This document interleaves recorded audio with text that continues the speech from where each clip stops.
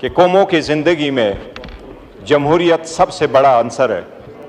और जमहूरियत फ़कत इस असम्बली का नाम नहीं है, जमहूरियत फ़कत इस हुकूमत का और इनकी कैबिनेट का नाम नहीं है, बस जमहूरियत का एक हिस्सा, एक हुस्न ये होता है कि हम इस ईवान में एहतजाज करते हैं, पब्लिक सर्वेंट दफातर में एहतजाज करते हैं और अवाम सड़कों पर एहतजाज करते हैं। जनाब स्पीकर, इस मुल्क की बुनियाद, सिविल सोसाइटी की बुनियाद, सिविल और पॉलिटिकल स्ट्रगल की बुनियाद एहतजाजात से शुरू हो जाती है और ईवानों पे जाके ख़त्म हो जाती है, लेकिन वहाँ गोली चलाने का कोई तसव्वुर नहीं होता।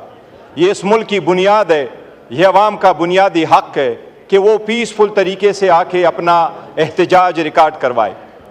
जनाब स्पीकर, उन लोगों का अंजाम देखे जो पीसफुल स्टूडेंट में हसीना वाजिद तहरीबकार कहा करती थी, उसका अंजाम क्या हुआ है।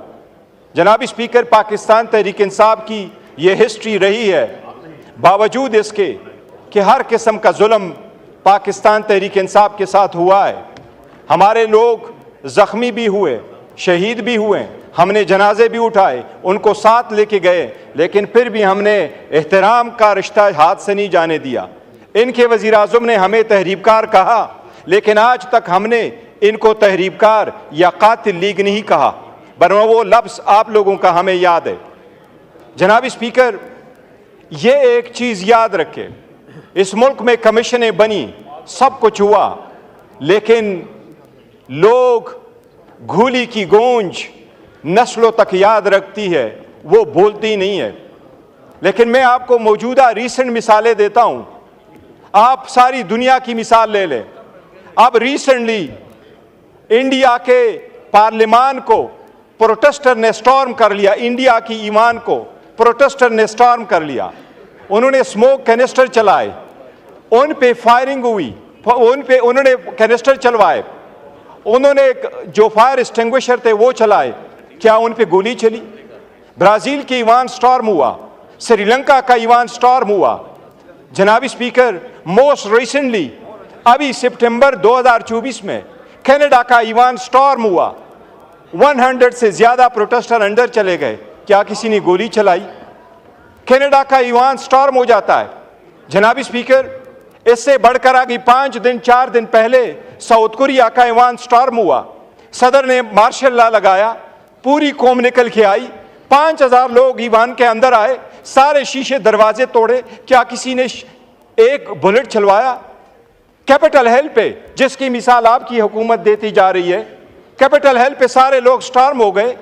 उन्होंने कहा अपने वाइस प्रेसिडेंट को कि हम आपको इस ईवान से बाहर निकालते हैं, स्पीकर को बाहर निकाला, अपने कैबिनेट के चेयरमैनों को बाहर निकाला, सेनेटर को बाहर निकाला, उनको सेफ मुकाम तक ले गए। प्रोटेस्टर आए, सारे तारीखी चीजें उन्होंने तोड़ दी। प्रोटेस्टर गए, स्पीकर के कमरे में बैठे। जनाब स्पीकर, क्या कोई गोली चली?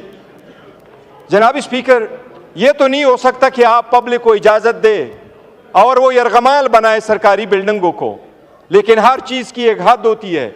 जनाब स्पीकर, मैं समझता हूं इस ईवान के लिए भी शोक का दिन है, क्योंकि इसके दस्तक पे 12 बंदे शहीद हुए हैं। ये कौम जवाब भी मांगेगी, एहतिसाब भी मांगेगी।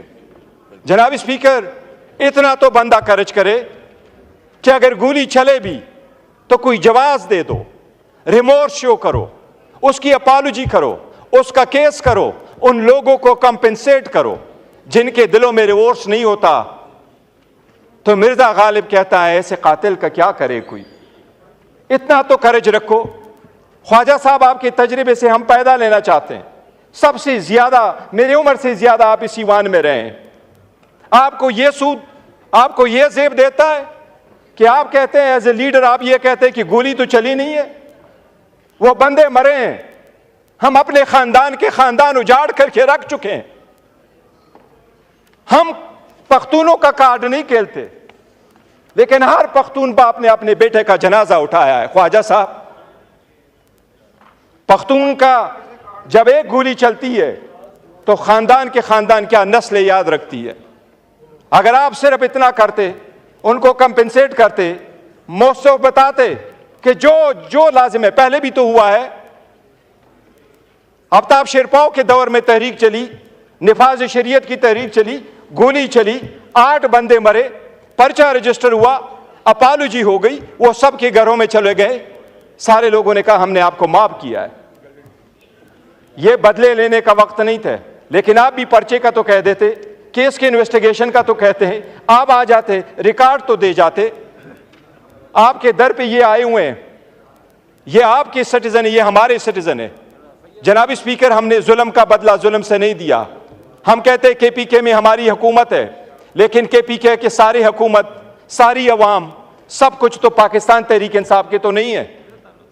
सारे अक़वाम वहां बसते हैं, हर मजहब का बंदा वहां रहता है, हर पॉलिटिकल पार्टी से लोग एफिलिएटेड है। क्या वहां की हुकूमत उन लोगों पे गोलियां चलाए? हमने तो नहीं किया। हम 2 सीटें हारे, 2 सीटें हारे। यहां आप दांधली करते, हम भी तो दांधली कर सकते थे, हमने नहीं किया। जनाब स्पीकर, हम मुतालबा करते हैं कि इस ईवान सिर्फ 100 गुना मनाए। ये ईवान आज तक हमने स्पेशल कमेटी बनाई। आज मैंने रिक्वेस्ट की, शाह साहब यहां बैठे हुए हैं, वो कमेटी हमने बनाई थी, उसकी तजवीज़ उमर अयूब खान साहब ने दे दी थी। उसकी तजवीज़ यही थी कि ये रिकमेंड करेंगे आगे बेहतरी की तरफ कैसे चला जाए। जिस वक्त यहां से अरेस्ट हो गए थे MNA साहिबान, उस पर कोई काम नहीं हुआ। आपके जनाब स्पीकर, सुन्नी इत्तेहाद काउंसिल का चेयरमैन हामिद रजा साहब यहां मौजूद है। ये चेयरमैन है ह्यूमन राइट्स कमेटी के। इनका इतना बड़ा इख्तियार है कि ये कह रहे हैं कि चेयरमैन, ये कह रहे हैं एज ए चेयरमैन कि कमेटी की मीटिंग बुलाए। उस कमेटी की मीटिंग नहीं हो सकी। जनाब स्पीकर, अगर इतनी बड़ी पॉलिटिकल पार्टी को इमरान खान ने जुलूस और एहतजाज निकाल के अपनी पॉपुलरिटी मजीद नहीं दिखानी, उसकी पॉपुलरिटी 9 फरवरी को सारी दुनिया ने देखी है कि वो 70% अवाम उसके साथ है। हम तो जनाब स्पीकर सिर्फ लोग इसलिए निकलते हैं कि मुल्क बेहतरी की तरफ जाए। हम कहते हैं, ये आपको बताऊं जनाब स्पीकर, खान साहब ने पहले ऐलान किया था, और मैं आज आपको फ्लोर पे बताऊं कि मैंने बारहा खान साहब को कहा था कि एक ऐलान तो करो, कोई डायलॉग भी तो होने चाहिए। सबसे पहले 4-5 महीने पहले उन्होंने अनाउंस किया था 3। अभी उन्होंने कमेटी बनाई है। वो कमेटी, हम ये समझते हैं जनाब स्पीकर, हमेशा ये समझते हैं कि अगर डायलॉग के लिए कमेटी बने तो ये समझते हैं ये उसकी कमजोरी है। हमारी कमजोरी नहीं।